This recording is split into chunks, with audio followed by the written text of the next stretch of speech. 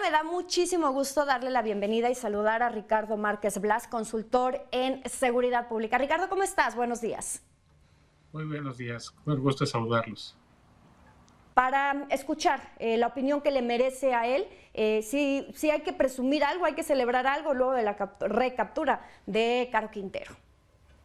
Sí, es una captura importante, no, más allá de lo simbólico, es una captura importante. No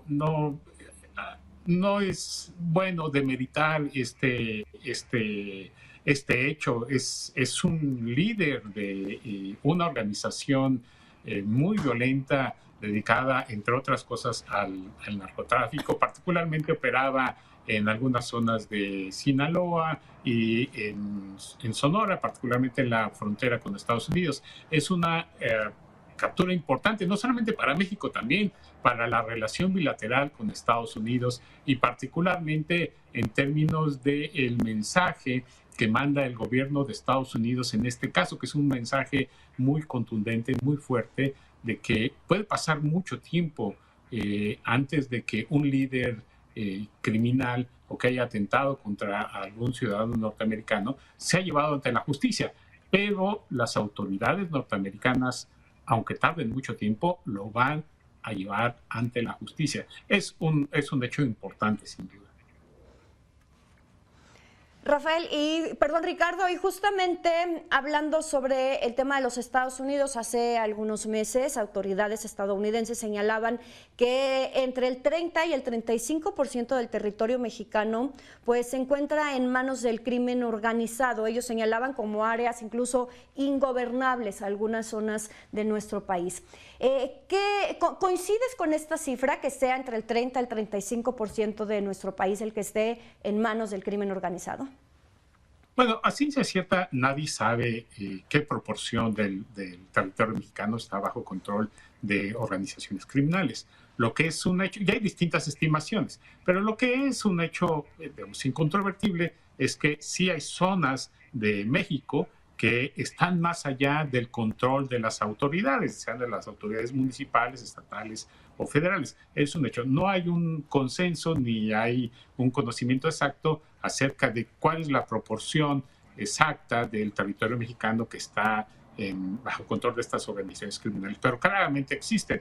Por ejemplo, el municipio de Aguililla, que estuvo en la cabecera municipal más de un año tomada por un cártel del narcotráfico que opera localmente, es uno de los ejemplos, digamos, más claros y más lamentables. Y en la frontera de Michoacán con Jalisco hay territorios claramente que están controlados por el crimen organizado, o en Zacatecas o en distintas partes de distintos estados podemos encontrar estos territorios. Justamente zonas que hemos encontrado ingobernabilidad, falta de Estado de Derecho, donde las autoridades ni siquiera se meten mejor, y hemos visto pues lamentablemente estos fenómenos de desplazamiento. Ricardo, ¿cuántas organizaciones criminales están operando actualmente en nuestro país? ¿Cuáles son de mayor calado, incluso en temas ya internacionales? Bueno, claramente las dos más importantes que tienen presencia nacional y las más importantes que tienen presencia internacional, no solamente en Estados Unidos, sino también en Centro y en Sudamérica, en Europa y en algunos países de Asia, son el cártel de Sinaloa y el cártel de Jalisco Nueva Generación. Después de esos tenemos cárteles locales con menos alcance que están focalizados, sobre todo su fortaleza está focalizada en algunas zonas del país, como el cártel de Santa Rosa de Lima en Guanajuato, que es un cártel muy poderoso pero muy local y que difícilmente tiene presencia en otras entidades federativas, o el cártel de Caborca, que encabezaba el propio Caro Quintero, que tenía una presencia muy importante en Sonora, particularmente en ese municipio, pero también en unas áreas aledañas. O está el cártel del noreste, o lo que resta de la familia michoacana, o lo que resta de los Zetas Nueva Generación, o los Zetas vieja escuela. Entonces tenemos varias, digamos, múltiples, muchas para un solo país, muchas organizaciones criminales, pero las dos más importantes son el cártel de Sinaloa y el cártel de Jalisco Nueva Generación, que son las que tienen presencia nacional e internacional claramente consolidadas. Evidentemente tenemos el estado de Michoacán, Sonora, Sinaloa, comentabas tú ahorita también Guanajuato. ¿Cuáles son los estados donde hay mayor presencia? Y sobre todo, Ricardo, los estados donde hace algunos años no la veíamos y recientemente estamos empezando a ver que van entrando poco a poco estas organizaciones criminales. Bueno, hay algunos estados que han cobrado, digamos, mayor relevancia recientemente por los cambios en los mercados criminales. Uno de ellos es el puerto Lázaro Cárdenas, en Michoacán, y que ha adquirido, no los años recientes, digamos, en las últimas 2 décadas, una importancia creciente por el tema de la elaboración de drogas sintéticas, que es una de las drogas que ha tenido mayor incremento en el consumo en Estados Unidos. Y también en el caso del fentanilo, que es por donde entran los precursores, y que esto ha provocado que el control de estos puertos, de estas puertas de entrada de precursores y de drogas terminadas, sea uno de los principales puntos de disputa que antes no existía. Pero esto se debe básicamente a los cambios en los mercados criminales y a la logística de tránsito y transportación de productos y de precursores. Ricardo, ya hemos visto cómo el crimen organizado ha ido evolucionando, lo comentabas ahorita. Hace algunos años era el tema de la marihuana, ahora es el tema del fentanilo. Vemos cómo se han metido en otro tipo de delitos, en las extorsiones, el cobro de piso. ¿Cómo ha ido evolucionando el crimen organizado y por qué se han visto rebasadas las autoridades en México? Y no hablo de esta administración, administraciones anteriores también hemos visto cómo les ha ido ganando el crimen organizado. Sí, hay factores estructurales muy importantes. Uno de los más importantes fue el fortalecimiento que se hizo en la parte del Caribe en la época del presidente Clinton, para tratar de evitar que continuara el trasiego, particularmente de cocaína, desde Colombia hacia Miami y hacia otras ciudades de esa zona de los Estados Unidos. Entonces bloquearon el Caribe y también bloquearon en parte el Pacífico. Esto significó que las drogas, en lugar de ir por barco o por aviones, tenían que transportarse por tierra. Y claramente el último tramo tenía que ser controlado por las organizaciones criminales mexicanas, es decir, por los narcotraficantes mexicanos. Eso fue uno de los factores que les dio mayor capacidad, mayor notoriedad. Después, el cambio también en la estrategia comercial, digamos, en la estrategia empresarial de los cárteles mexicanos, que ya no se quedaron solamente con el último tramo de la transportación, ya no solamente transportaban, sino que incursionaron en las etapas de comercialización a gran escala e internacional, particularmente en el mercado de los Estados Unidos, pero también fueron abriendo brecha en el mercado nacional y empezaron a comercializar ellos las drogas, expandiendo, ampliando el mercado mexicano.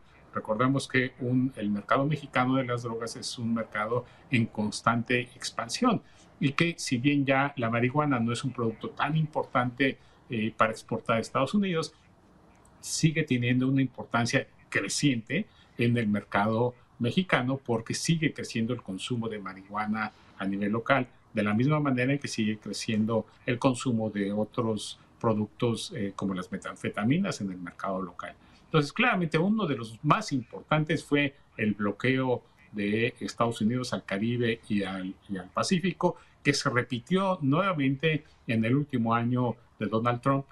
Fortaleció al inicio de la pandemia, al inicio del proceso de la pandemia, fortaleció la presencia del Comando Norte tanto en el Atlántico como en el Pacífico, y eso reforzó la necesidad de los cárteles de la droga, particularmente los sudamericanos, para transportar por tierra las drogas, y eso le dio una fortaleza creciente a los cárteles mexicanos, y por eso también hemos visto cómo los cárteles mexicanos se disputan las puertas de entrada de Centroamérica, como puede ser Cancún, Quintana Roo, o el estado de Chiapas, donde también ha habido una creciente violencia asociada al crimen organizado. Ricardo, para concluir, si bien ahorita lo comentábamos ya, este avance del crimen y crecimiento del crimen organizado viene de administraciones anteriores, a la actual le correspondería en este momento frenarla. Hemos visto pues una estrategia que no ha dado resultados. ¿Qué está haciendo falta? ¿Qué se tiene que hacer hoy, en estos momentos, en la actualidad de nuestro país, para combatir y frenar el crimen organizado? Bueno, como tú bien lo dices, prácticamente ninguno de los 3 o 4 últimos gobiernos federales le ha tocado la inauguración del problema del narcotráfico. El problema del narcotráfico viene en México desde mucho tiempo atrás, cuando menos 50, 60 años, cuando menos como problema, digamos, como problema social, como problema público. El problema del narcotráfico tiene mucho tiempo. Pero claramente a cada gobierno le ha tocado hacer un esfuerzo y le ha tocado la responsabilidad de hacer frente a este problema que en su momento han tenido la oportunidad de hacerlo.